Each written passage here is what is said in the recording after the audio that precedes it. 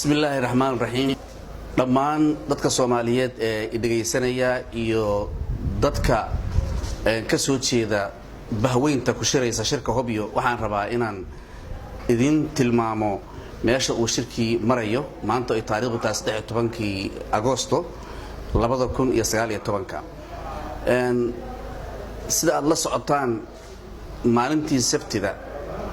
waxaa noo qabsoomay iscafin guud laguna ballamay midnimo iyo in hadda kadib ay dadkani ay isla qaateen niyad wanaagsan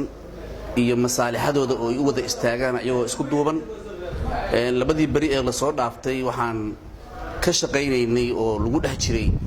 sidii inta arinta documentiga la xiriira mabaadi'da guud ee dhismaha golaha sare ee soo socda ee beeshan iyo iscafiska sidii loo diyaarin lahaa in laga heshiiyo dadaal badan kadibna waxaa maanta aan soo gabagabeeynaa oo beeluhu ay gudahooda ay isu gudbiyeen jawaab cadna ka bixin doonaan ogolaanshaha in ay diyaar u noqdaan xafladda saxiixa waxaa dhici doona maalinta Arbacada ah ee ay tahay 14 August 2019 xafladdii saxiixa dhammaan heshiiskii lagu heshiiyey dhinaca iscafinta ha noqdo dhinaca dhismaha golaha sare ee beeshanu yeelan doonto ee soo socda ha noqdo iyo dhinaca xeerka uu yeelan doono isla golahaas ilaahay baa mahad iskale arrimuhu way noo hagaagsan yihiin waxaan rajaynaynaa in talaabooyinkaasi ay noogu hirgalaan si qiimo badan waxaana noo muuqda jawi wanaagsan oo dadku ay diyaar u yihiin in ay arinta ku dhamaysan doonaan hab wanaagsan beeluhu laba iyo saddex casuumado ayay dhexdooda ku jiraan way ka runtii aad ayay uga calool xumaadeen in inta kala magnaadaan isa shir noocaana isa muddada dheer isugu imaanin maanta aan wada hadlayno talaadada 13 August waxaa jira casuumad weyn oo ay beel shanta beelood kamidihii ay u dhigtay afartii kale ay ku wada qadaynayaan raali ahaanshahooda iyo wanaaga iyo xurmada ay soo hayaan ay halka dhamaan ay hadana mar kale isku marxabayn doonaan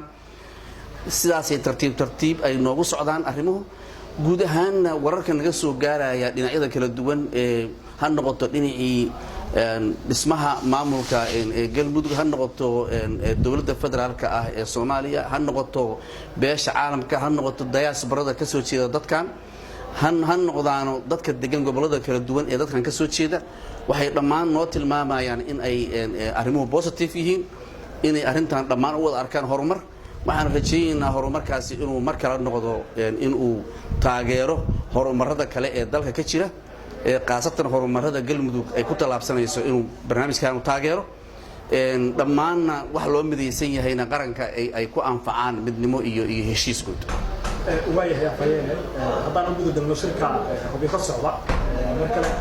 shirkan muddo bil ku dhawaada ayuu hadda dabcan socda dad fara badan waxay isweydiinayaan xilliga uu dhamaanayo shirka adigu xataa afayeenkii shirka nabadda bal dadka ku daawanaya bal u sababay xilliga uu dhamaan karo shirkan iyo waliba waqti uu ka yahay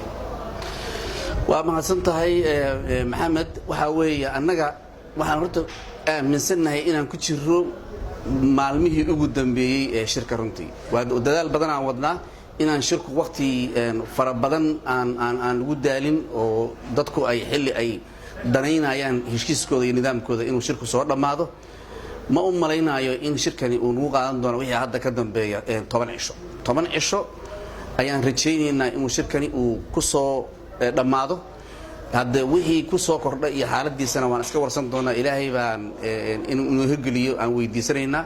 laakiin muddadaas inaan ka badan doono uma haysto waxaa jira qurbajoog ku kala sugan meelo fara badan oo wadamada caalamka ka mid ah iyagoo taageersan shirka nabadda ka socda bal qurbajoogtaasi iyo weliba dadka kale dabcan taageero ama taageersan shirkan maxaad leedahay ugu baaqaysa marka hore waan salaamayaa dhammaantood waa la gaaray guushii waa la dadaalkii aad samayseen dhammaanteedna aan samayn ugu miro dhalay waxaan ilaahay ka rajaynaynaa in uu noo wada ahaysiiyo shirkaasi inuu guul ku dhamaado waxaan rajaynaynaa iyaguna inay way ka soo qayb galeen wayna joogaan inay maalmaha u dambeeya xafladaha ee la dhigayo iyo xafladaha dhaarta iyo isu keenidda guddiga guud ee beesha inay ka soo qaybgeli doonaan intooda dhiman inta joogtaahina runtii way ku filan yihiin inay halkaan joogaan marka dhammaantiin waad guulaysateen dhammaanteenna waan guulaysanay